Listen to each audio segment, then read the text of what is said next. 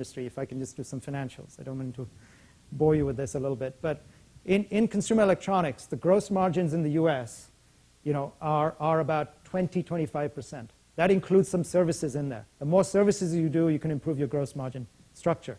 So, for example, in the US, our Geek Squad business with substantially higher margins, that's driving our gross margin up. But on average, you're earning 20–25% gross margin on televisions, et cetera. So you're not, on some products like laptops and PCs, you're not earning a lot of gross margin. In fact, sometimes you're not even making money on them.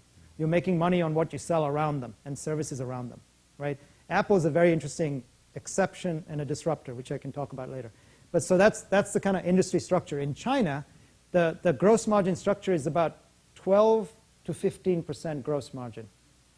So understand you got 5–6% gross margin that you don't have, right, to play with, right? And then you talk about a net margin. This is a very tough industry in consumer electronics retailing. Net margin is about 5%, right, in the US.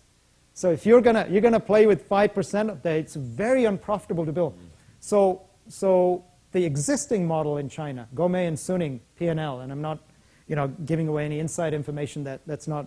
I mean, this is public knowledge around what their profit structure is. They'll earn about 15–16% gross margin and about 3% net margin. So they're very profitable. They're profitable in volume, but guess where the money goes? Guess where there isn't enough is labor and SG&A, right? That's where so they're bare bones. You got the labor that's put in by the vendors. So the vendors don't give the retailer the money to manage the labor, right? So our hypothesis 5 years ago, this is our hypothesis, is that if we put a model out there for a consumer that consumer really, really likes, and if we could get real momentum on